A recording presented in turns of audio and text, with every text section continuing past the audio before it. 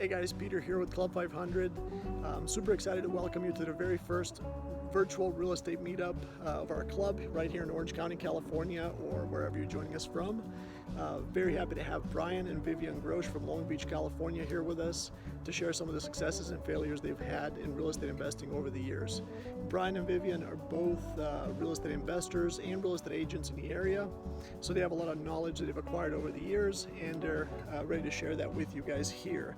We're going to make sure to get all of this posted on our website at club500.us, so you guys can take a look at the slide deck after that if you want to as well. So without further ado, here's Bryan and Vivian Grosh. Enjoy. All right, perfect. Yeah, go ahead, Jared. Make the intro there, and let's go over what the process will be. Absolutely. So my name is Jared Richards. It's an honor to be able to help Club 500 put together their first virtual meeting via Zoom. So before we go ahead and get started, basically what I want to go over is essentially etiquette for this meeting. So if you guys have used Zoom, great. If you haven't, if you're actually looking at the Zoom box, in the bottom menu, there's actually a chat section. Everybody is right now muted. As the meeting is going on, if you have questions, feel free to use this chat box and go ahead and ask your questions. I'm going to be monitoring these questions, and we'll get to them either after the speaker is done presenting on that specific topic, or at the very end. And at the end of the complete meeting, we'll go ahead and unmute everybody and ask any questions that you guys want to. Besides the chat box, again, you guys are all muted right now. When we do unmute the section, if you're not talking, please go ahead and mute yourself. You again can find that in the bottom corner right in this section, just to the left of the invite. You should see a mute section. And so this meeting is going to be recorded. One of the new features that we have is actually a brand new website, club500.us. This meeting is going to be posted on YouTube. You're able to actually go ahead and download the slides that we go over, and that also Bryan has put together for this meeting as well. And at the end of the meeting, and also in the chat box, I'm going to go ahead and put those links. So you could rewatch this video, you could share it on social media, and go ahead and use the different tools that Club 500 has. And so with that being said, everybody is muted, and go ahead and ask your questions using the chat box. And again, honored to be able to help Club 500 put together their first virtual meeting. Peter? All right. Hello, everybody. It's it's awesome to see everybody again. It's been such a long time. I think last time we met was February, and it's just so nice to see everybody again and be able to meet up, even though we're not in the same room. I actually like this format a lot. I think we're going to do this going forward more frequently. Maybe we even do them every couple of weeks. I'm super excited about today because we have Bryan Grosh here, who is a very experienced real estate investor and a real estate agent from Long Beach, and just has a lot of experience that I think would be very useful for everybody in our club. Hold on just a second. I'm having a little bit of a technical difficulty. I can't see my video. I'm trying to fix that here. Okay, I think I just fixed it now. So we're good to go. All right, I can see you guys now. Perfect. All right, so like I was saying, Bryan Grosh has a lot of experience in real estate, both with single-family homes with different types of assets in real estate. He's made a few investments over the years, and is here to talk about some problems that he ran into and some mistakes that he made or could have made, and is going to give you some advice on how to avoid those mistakes. Do we have anybody here, by show of hands, anybody new to the group?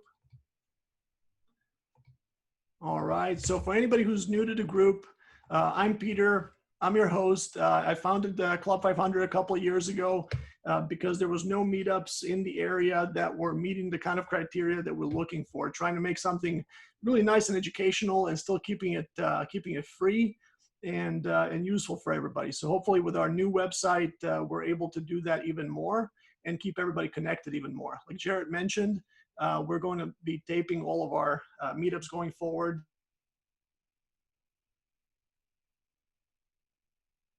To watch the video later on. Huge thanks to Jared Richards from Hustle Media Group for helping us put this together. So thank you, Jared. So without further ado, Bryan Grosh and his wife, Vivian, real estate agents, real estate investors with a lot of valuable information. So Bryan, go ahead. Great. Thanks again, Peter. You know, we're certainly grateful to be a part of Club 500. And again, it's an honor to be the first presenter for Zoom. So we're really excited with that. And again, we trust that everybody is healthy and safe. And we hope that we emerge out of this pandemic stronger together. And once the stay-at-home guidelines are removed, we definitely look forward to getting back to what we do best. You know, Vivian and I have been, we've grown quite a bit over the last few years. We've made quite a few wins, but we've also had, you know, a few losses. And those are the things that we want to be able to share with the team. And it's designed not to scare or intimidate the new investors, but it's a way to avoid any type of money pitfalls. And bear me a moment as I share. Let's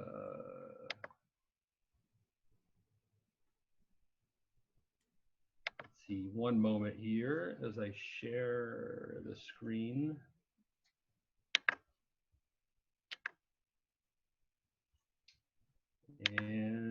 And okay, so again, in throughout our experience, we definitely have made quite a few mistakes, but on the other hand, we've also had quite a few wins. And just a little bit about us. So we live in Long Beach. We've been long-term investors since 2006. My wife and I are both licensed agents. We both carry full-time jobs. I work for a biomedical company. She's an accountant controller for a real estate development company. One of the things that we love to do when we're not focused on real estate is to travel. So we currently have 3 active properties, and 1 is also a silent partnership. Going forward, we look forward to continue to expand on one of our properties, an ADU, which is currently in the permit process. We want to purchase another property this year, which we think is a great opportunity. Holding is another opportunity that we want to look at as well. And again, grow with Club 500 and gain more experience that way too. So with that, here's, again, we've had a few wins. Most of these are all in positive territory. There was a few, there was one that we lost, and that was in Arizona, but other than that, all the other ones are in positive territory. So again, keep that in mind as we go through the mistakes.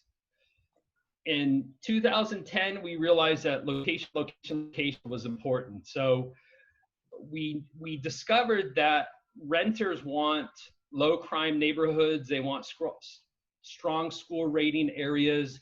They want areas where that shows pride of ownership. And again, also walkability to Starbucks, to Trader Joe's, to parks, to places of worship. So those are all things that people really desire. And again, it's designed to enjoy the property or to enjoy the rental, but also, especially in this day, is to get out and actually enjoy the outside. So this particular property was in South LA. It bordered a very busy street, and just adjacent to here was actually an industrial area, and that industrial area actually attracted a lot of motorhomes, and so it was very busy. Because it was a busy street, it actually was a kind of an ideal area for racing. So we actually had to deal with quite a few people who were racing up and down the street. As I mentioned, you know, in terms of the applicants, we found that to be a challenge in the beginning, where our applicants had low scores and also had low income. So obviously we had to respectfully decline some of those. But on the other hand, we did have good renters. We had renters that were able to make 4 times the rent. However, they had large families, which in some cases posed a safety risk, but it also posed a little bit more wear and tear on the property. So we got a little smarter. So we learned to pick better neighborhoods, higher school ratings in the case from Palm Desert to Long Beach.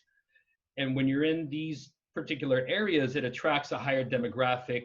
The earning potential is a little bit better than some of the other areas. And in the case of Big Bear, we're actually just a few blocks away from the ski slopes.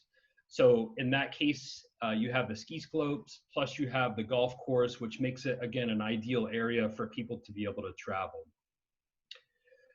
So the takeaway message from that is really in desirable locations, you get premium rent, higher earning potentials. And again, the property in this particular case in Long Beach, we've got a lot size that's about 6,000 square foot. So we're able to add on about 688 square feet to the property, which should yield about a $300,000 valuation at the end. So again, location is certainly key.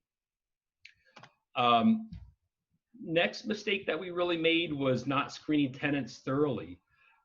Again, because we both work time, we were forced to rush through the screening process. We didn't really follow up or follow through with the employment history. We didn't verify previous landlords, and in some cases, landlords who were out of state. And we overlooked some of those critical components in the court records too. In Big Bear, we had a family that we accepted. And again, because we rushed through the process, and what we discovered is because we're working directly with the applicants, there's no third party or there's no intermediary. So we really felt sympathy to bring the family in. Turned out that as a result, they falsified their application. They were very smart. They knew the laws, and they actually knew them far better than we knew them. They actually had several other unlawful detainers against them. And that unfortunately cost us about $10,000 in lost revenue, in addition to the eviction fees as well. And I will mention with number 7 to start the eviction process as soon as that third day hits, because if you don't hit that day, it just gets delayed further and further. The other thing I'll comment on here is that the tenants were set up on Venmo, and anytime they send you just a few dollars, it resets the whole 3-day notice process. So what they were doing is they would continue to send us $50 here and there, and then we would have to send somebody back up to Big Bear, serve them the 3-day notice, and it would reset the clock. So that was really a huge pitfall. So we got smarter. We got tougher on screening our applicants, making sure that they had 4 times the rent. Again, they got to have good credit history, solid references. Going forward, if for whatever reason anybody gets into the position where they have to hire or they have to do an unlawful detainer, hire an eviction attorney, don't do it yourself. Again, because the attorneys know the process, they know the tenant laws, and they also have a lot of good connections within that jurisdiction. Tenant screening in Big Bear, we had somebody that approached us directly. She had good income. However, her credit was a little lower than what we wanted. She had a guarantor. Her boss was going to guarantee the rent. However, it just didn't meet our criteria. Therefore, we had to respectfully decline her application. And again, hiring a management company for Palm Desert and Big Bear, when we build in that 10% management fee, it's far worth it because it really offsets any of the travel time, any type of the expenses that you may have.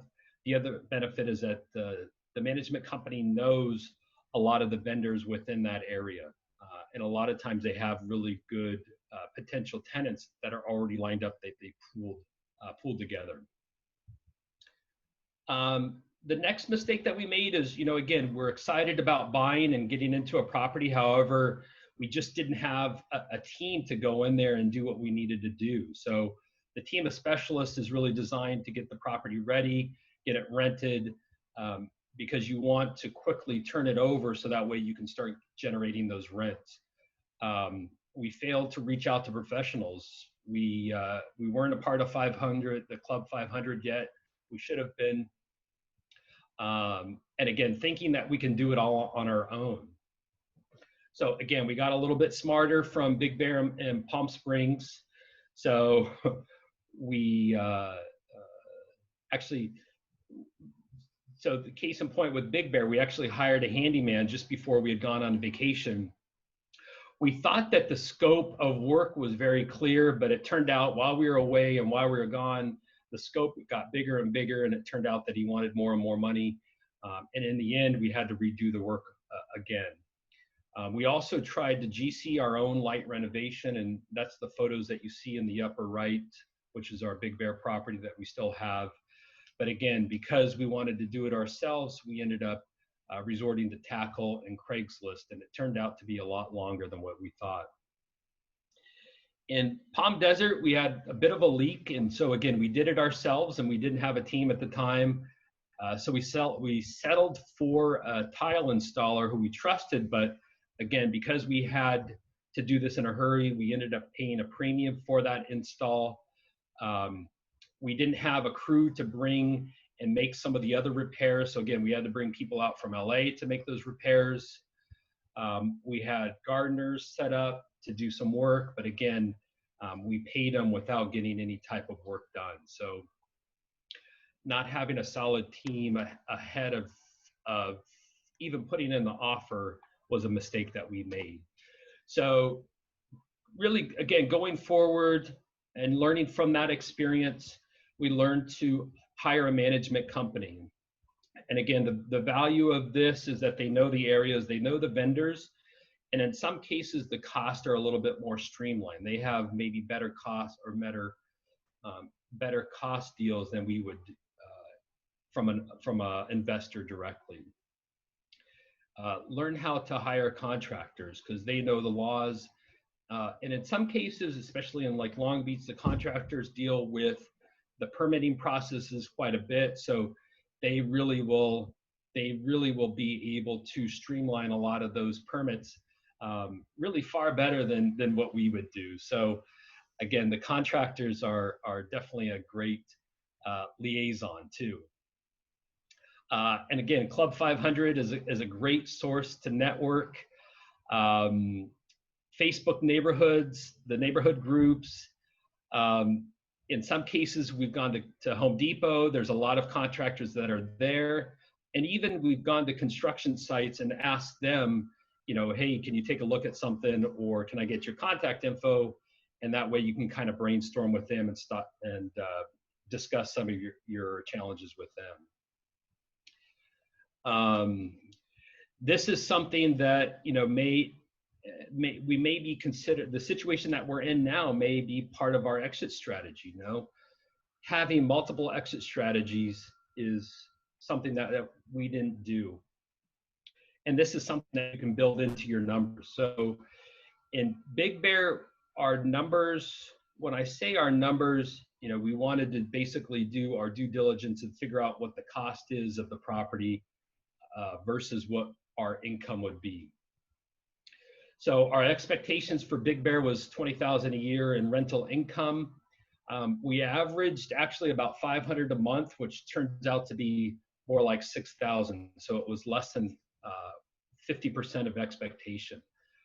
Again, in Arizona, we thought that was going to be a big boom in 2006. It turned out to be a bust, but again, that economy is actually coming up now. So they're doing pretty good over there. In Big Bear, we also overstated the demand for short-term rentals. So it's a very competitive market. The good thing is a lot of people want to go up there and ski, but again, it's a very competitive market, which means that you've got to be competitive on your daily rentals. Underestimating the cost of repairs, and also underestimating the maintenance too was something that we kind of got caught up in. Part of your exit strategy might include, do you want cash flow? Do you want net worth, or do you want appreciation? I think in the California market, for the most part, we can expect both. It's a good market, but again, those are something that we would have to look at from state to state or city to city. And then also, how long do you want to keep your investment tied up? So, you know, as investors, the quicker that we can get our money back out and into the market, you know, the more that we can kind of leverage those deals. So that's something else that should be a part of your exit strategy. And then personal, you know, and the next thing is being flexible. So making sure that, you know, if we get into any type of economic headwinds, like what we're in now that we have some sort of hedge or some sort of barrier. So that is definitely built into the exit strategy, or again, multiple exit strategies. So Palm Springs, they had changed some of their short-term rental laws. So again, if you're going into a market expecting to do short-term rentals, just check with your local municipal or the local city to basically figure out if any of these are going to change. And again, we're all human, so we tend to go through some personal changes. So if that's something that is built into your exit strategy, something that's definitely advisable. So part of that, we really narrowed it down to a couple of things. Really, our first option is buy and hold, obviously permitting that the costs are covered.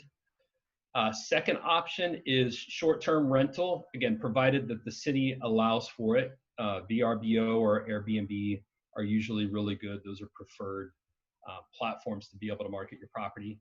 And the third option is fix and flip. Does the after repair value exceed the holding cost plus the cost of repairs? So those are really the three options that we consider. And I'm sure most of the team here in Club 500 looks at that as well. Equity is a great position, is a great advantage for us also, making sure that, you know, we have a 70% loan to value. Again, that valuation hedges against any type of economic headwinds. So the property can drop a little bit, you know, keep the money there. And then obviously once the economy recovers back again, we're in a good position.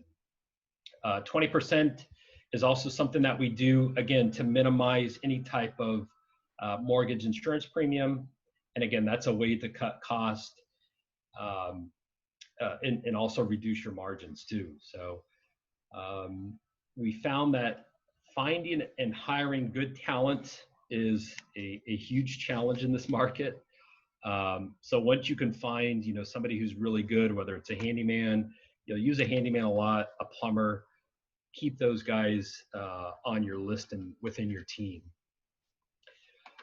The highest and best use of property, again, looking at other deals, you know, we want to make sure that, is there a way to add value to the current property? So in the case of Long Beach, we were able to add we're in the process of adding an ADU.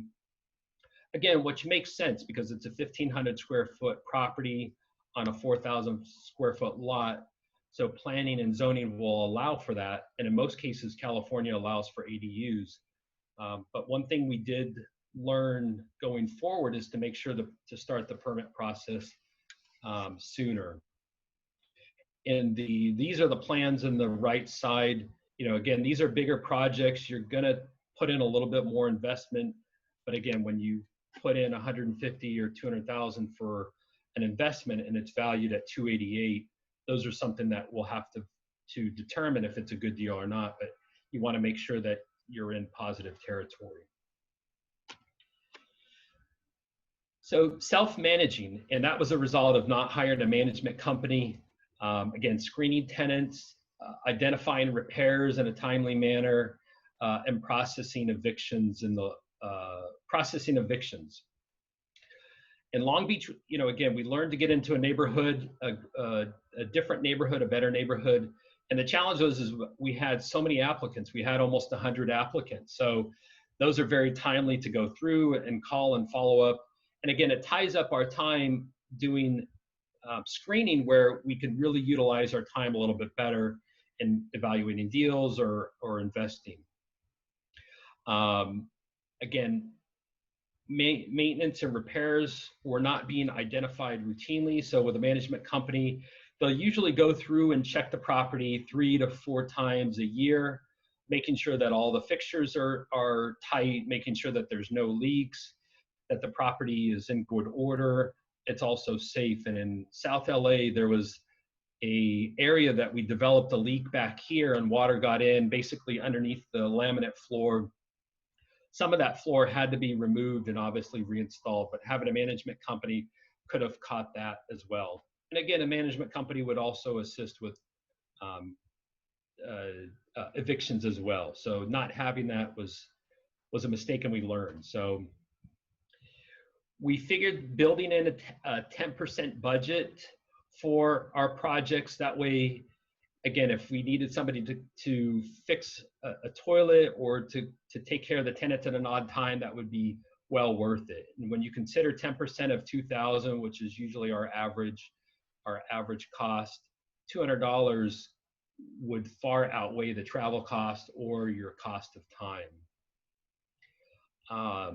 And even hiring a manager for the first 1 to 2 years. And I think the team Club 500 does some of this too, where they'll use a management company to place the tenants.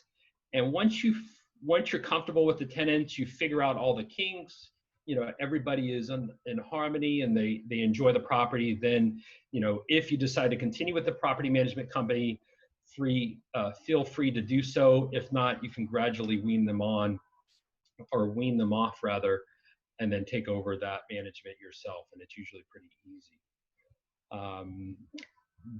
In those first 2 years, one of the benefits of the management company, again, is they have connections with future properties. They also have a really good pool of tenants as well. So chances are you can find and place somebody into your property fairly quickly. In our case, this was our deck in Big Bear. Some of it was structurally compromised. So again, in this case, it was more of a risk mitigation where the management company noticed some of the structural issues. They brought it to our attention. We were able to fix it. And it was really a win-win situation for us and the management company too. So overall, those are the top 5. There's certainly more that we've discovered over the 14 years that we've been doing this, but I'll go through these quickly. We live and breathe real estate, and we think that if we share that knowledge with others, chances are it'll create a conversation, and the conversation would go something like this, where our mail lady who was delivering mail, and I think we came out of an open house, and she indicated that she had multiple properties on one of the streets here in Long Beach. And so we never would have guessed without really being able to speak about what we do. As agents, we've lost probably $100,000 in gross commissions because people will sell and they said, "Oh, we just realized that you're agents." So, again, we want to continue to communicate and breathe what we do. And having an emergency fund. So, in events like this where the COVID-19, again, is caused a lot of economic hardship, those are things that we want to be able to hedge against unplanned events. Know your strengths and weaknesses. Are you good with numbers? Putting together spreadsheets may be something that's a challenge, but find somebody who is good at that, and they can certainly help you with that process. Again, labor is usually what you get, so we're not as cheap as we used to be. But again, if you put in the right amount of, if you find the right person, definitely keep them. And lastly, know when a deal is not a deal anymore. At one point we thought that Big Bear was not a deal anymore.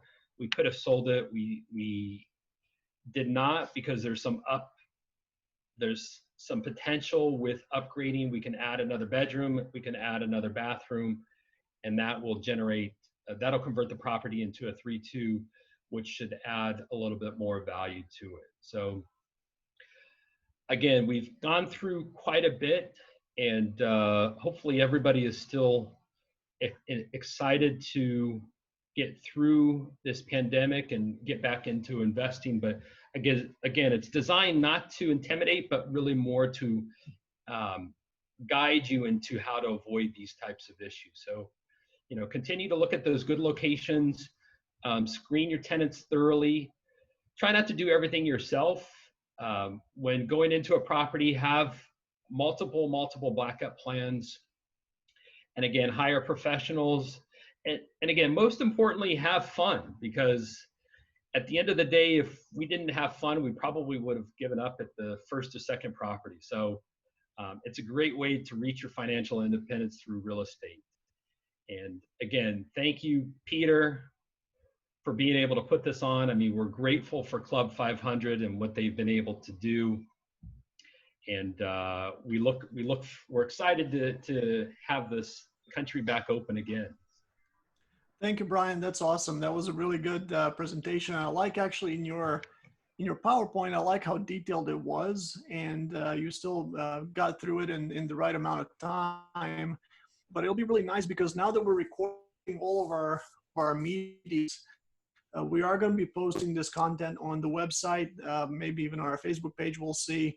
But people are going to be able to access it afterwards, and you'll be able to access this presentation in full. So that'll be really good information to reference back to. And of course, on the last slide here, you do have all of the contact info for Bryan if you need to ask him questions afterwards as well after today. And who knows, maybe you end up partnering with him or doing some business with him in the future. That's the whole purpose of Club 500. So thank you, Bryan, for that. We're going to be posting content. If I may go over the questions really quick. Yeah, or sure. We're going to hit the questions. No, you could go ahead. Yeah. Okay, cool. So, Bryan, quick question for you. Got a few of them. The first question is, what factors go into determining if a neighborhood is a good neighborhood? Schools and businesses, but what other factors would go into determining if it is a good neighborhood? We found, even with this property here in Long Beach, we're fairly close to the train system. So for us, we also noticed that, having mass transit nearby is a key factor. Long Beach, I think, has also a lot of breweries. They have a lot of restaurants. So for us, we see a lot of young families walking their dogs, walking down the streets.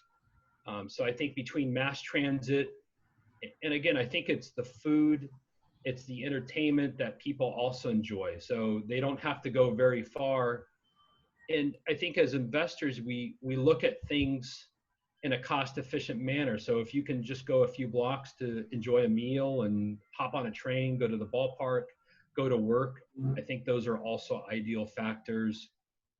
And then again, I think we also look at, the particular property on the street. Does that have a lot of upward potential? Are there properties on that street that are also been, either renovated or improved? So those are also things that we look at for a good neighborhood. Awesome. The second question, Scott, if you're still on the meeting, if I do not ask your question correctly, feel free to correct me. But the question was, are you considering a property manager, or would you still have the same risk? Sorry, say that one more time. Scott said that he already answered the property manager question. So I guess we could actually move on from that question. Oh, great. Okay. The second question was, let me see. I actually don't see any more specifically for Bryan. One of the questions you mentioned having the right people and you not utilizing Club 500. So a question for Peter was actually, how are some ways that Club 500 is able to help essentially find those right teams to get the job done correctly? Which would be a more so question for Peter. Well, yeah. So at Club 500, over the years, we've had so many people come through that are either agents, contractors, a ton of lenders, insurance agents, lawyers, some of them even presenting to our group. So it's really just a tremendous resource to be able to connect with people and see what they do and see what they're good at. So today's a great example. I mean, we see, Bryan's presentation, you see exactly what type of experiences he's had. So I'm sure he'd be happy to, talk to you if you give him a buzz a week later or a month later, whenever you have a question about something. So it's just a great resource. It's been a great resource for me and Aurora. I don't know if you see Aurora over there, but she was able to join our meeting here, and finally with our little baby, you can see that she had both wearing blue t-shirts there for Club 500. Love it. Baby Enzi. Yeah, so that's really the main point of Club 500 is just connections and being able to be in touch with the right people for when you need it. Bryan, I had a question for you as well. Did you have any loss of rents due to COVID? No, no, we didn't. I was going to comment on that. You know, in Palm Desert, most of our, I think our tenant is, they're retired, and then also in Big Bear, that particular tenant owns a business up there, so she uses that property temporarily. But we thankfully did not have any impact with COVID. We also have a question from Gabby here in the group asking, would you hire a property manager for your rental even if it was in your own neighborhood? It's a good question. I think sometimes folks really think about it because there are people, I'm one of them actually, who even if it was in my street, I might actually hire a property manager just to not have to deal with the day-to-day that happens. Yeah, it's a great question. I mean, I think it definitely depends. As I mentioned before, they've got a lot of value in tenant placements. Again, the whole point is making sure that we're cash flowing and that it's not eating into any of the margins. But I would tend to think, I mean, without knowing a lot of details, I would say, yeah, property management is ideal because at least they can put the tenant in place and then also screen them for all the income. The other thing that I realized too is that, you know, again, it takes the emotion out of the deal too. So if you have a management company, that relationship to us was more of a business relationship, as opposed to if we're involved, there may be some emotion. So I think there is some value in having a third party do that. All right. And then I see that we still have Nick Weaver with us here. Oh. Nick, you're in the car. I am. Thank you for joining. All right. Peter. I actually had a question for you. When it comes to property managers, you've actually, with your properties, if I'm not mistaken, you're currently not using a property manager for any of your properties. Is that right?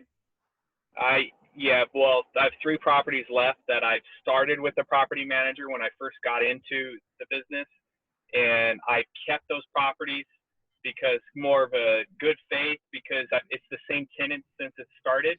So if those tenants ever turn over, I take back over property management. But I have, through partnerships, I have over 30 houses, and they're all self-managed through myself and my wife and my brother. Do you partner with anyone else who's on the call right now? Gabby. I saw Gabby on the call. Not sure who else is on. Awesome. There was 2 more questions too. Yeah. One of the questions was which markets are you looking at next and why?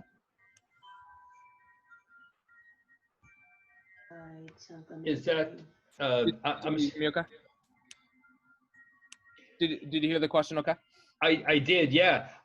You know, we're looking at Long Beach, and we're also looking down in Oceanside too. You know, we're looking for South Orange County. Again, we look primarily within our state. I know Nick and the rest of the some of the other team look outside. Eventually, we'll get there, but I think, you know, Orange County and Oceanside for us, I think, are also good potential markets. And I also see a question asking about the greater LA area for cash flowing deals. Do you find that LA is a good market for cash flowing deals or not as much? It's interesting. I still go back and drive by that house in South LA. There's a lot of changes that are happening in Hawthorne, in Limerick Park. You know, they put in a major train down, I think, Crenshaw. So a lot of that market is all changing. So again, I think it's untapped, and there's a lot of huge potential even in that area. Again, those properties may be priced a little bit higher, so it may go.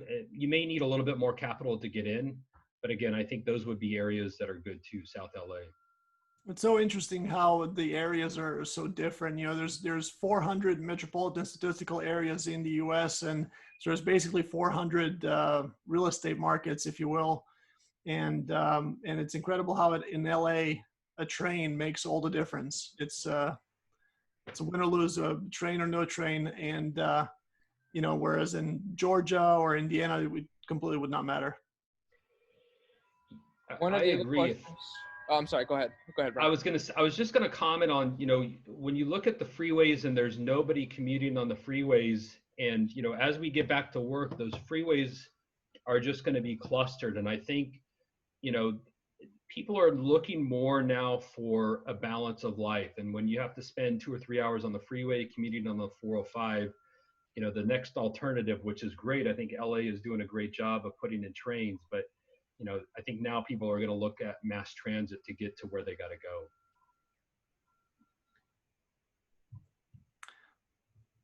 All right. Do we have any more? By the way, Mike, I like your T-shirt.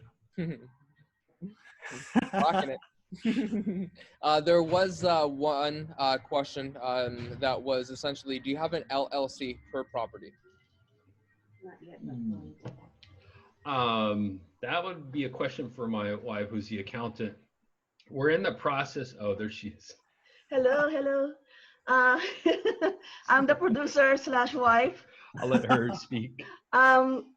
We do have an LLC in place, but not for the existing properties that we have. There's a little bit of a financing thing we have to get around to be able to do that.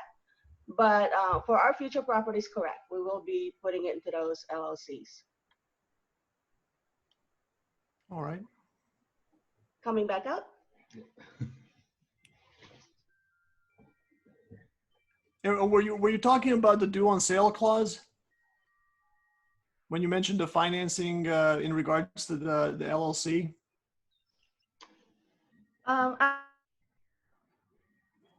Actually, no. What we realize is that to transfer properties into an LLC, some of the mortgage companies that we deal with would not allow us to do that, because creating a whole new LLC means the LLC doesn't have the financing income for us to be able to put the properties under those names. Because of the pricing that we're at, most of our properties are from 300 and up. So, you know, we definitely would need to keep it financed while we're getting to that. Well, before we can even turn it over, because, you know, we still have a high loan balance of those properties. Okay.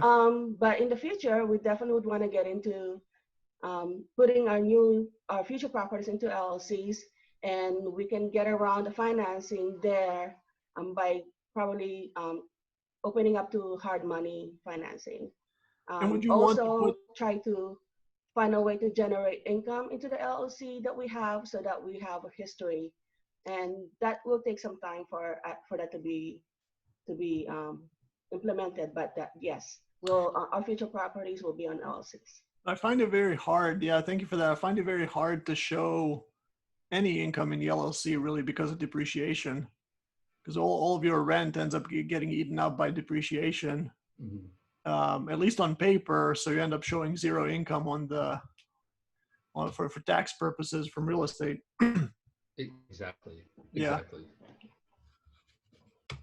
Good and that question, does though. get better over time, though, because the longer you're in real estate and the more properties you have, the bigger the portfolio becomes, the more lenders kind of stop looking at that part and they start looking at just the portfolio as a whole.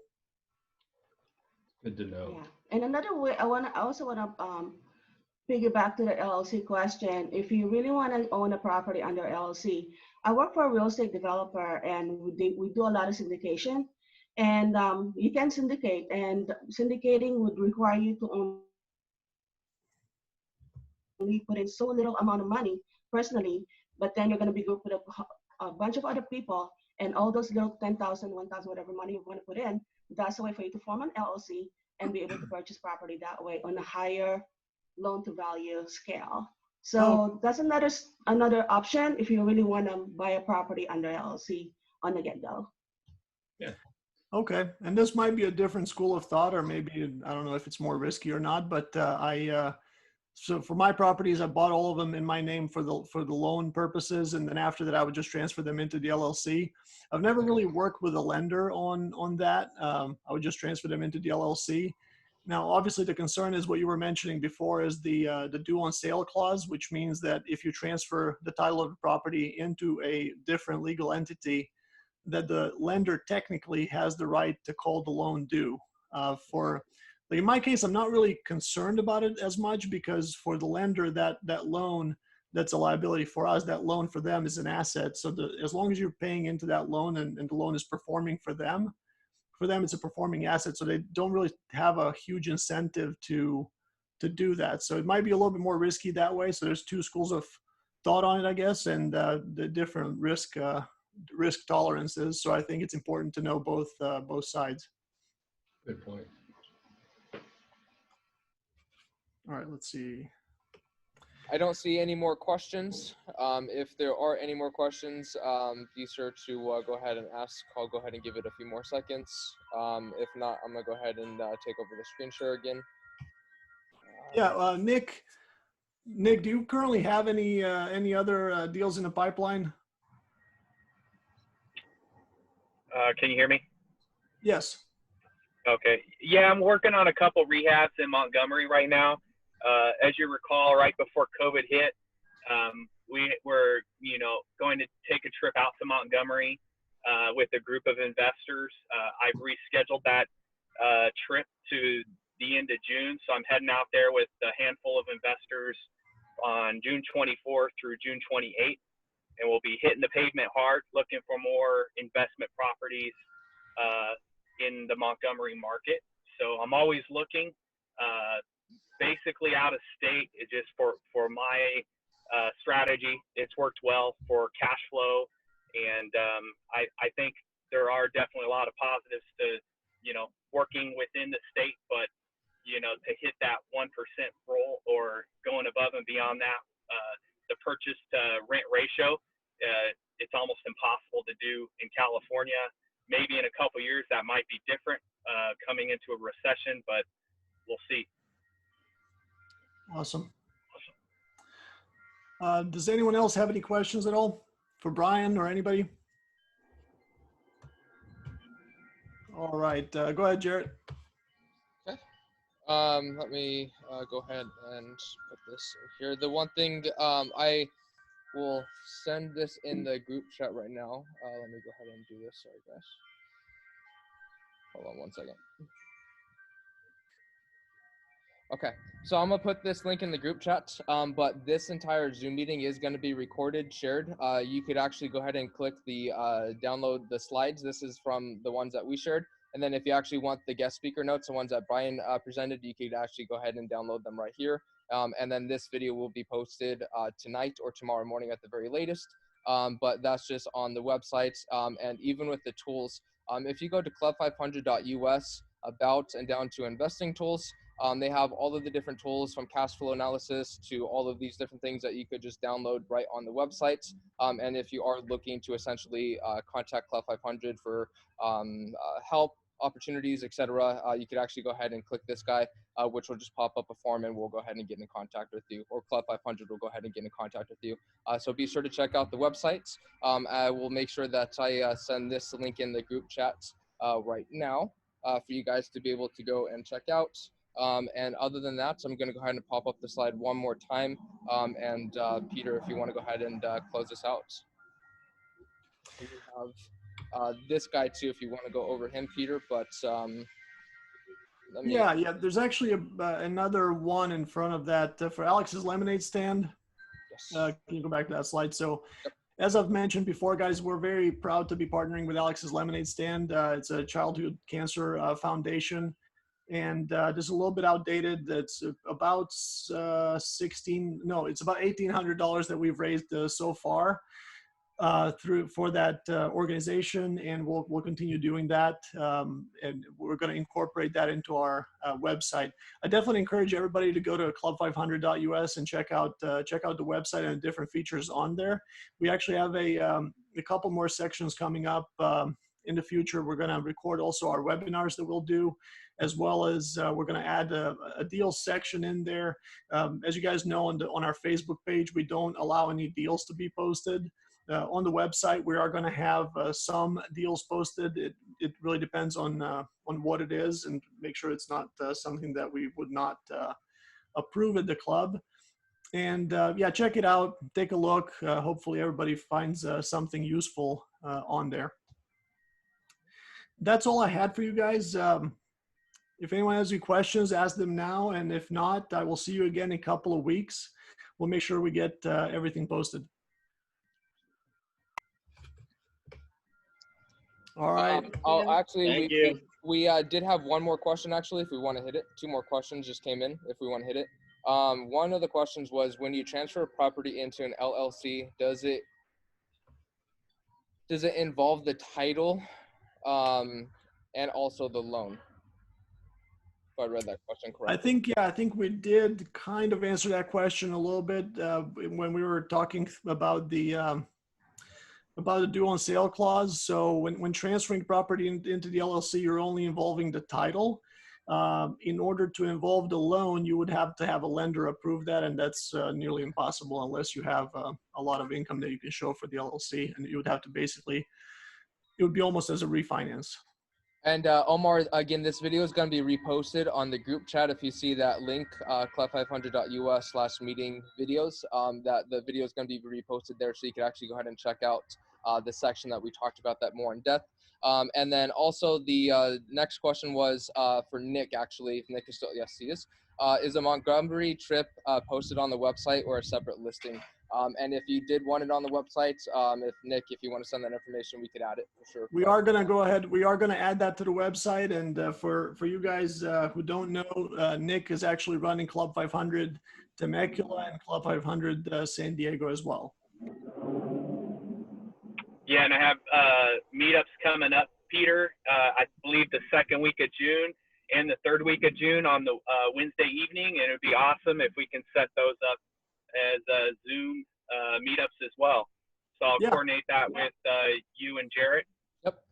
And of course, everybody's welcome. How many people could fit on a Zoom? So there's two things. One, a meeting like this is max 100. But if we need to go over 100, we'll just set up as a webinar, and that could take like 1,000 people. So. Okay. Awesome. All right, that's all we've got for today, guys. Thank you, everybody. It was great seeing everyone again. And at the beginning of the video, when I was telling you guys it was great seeing everyone, I actually could not see anyone because my video went blank the moment I started talking. So I couldn't see myself. I couldn't see anyone at all. But it is great to see you guys now. And hopefully I'll see you again in a couple of weeks. We'll make sure we get everything posted. Facebook was kind of our main platform before, but now with club500.us, we'll make sure everything gets posted on there first. And any photos that get taken at our physical meetups that'll happen after COVID, those will be posted on there as well. I'll continue posting at least weekly from all of our previous meetups from the last couple of years. So you might see yourself on there. If you don't want your photos on there, let me know. I can always take them down. Thanks, everybody, and we'll see you in a couple of weeks. Thanks, Thanks for everybody. putting it on, Peter. Okay. Jarrett. Anytime, buddy. Guys, All right, guys. have a good one. Bye. Bye-bye. Okay.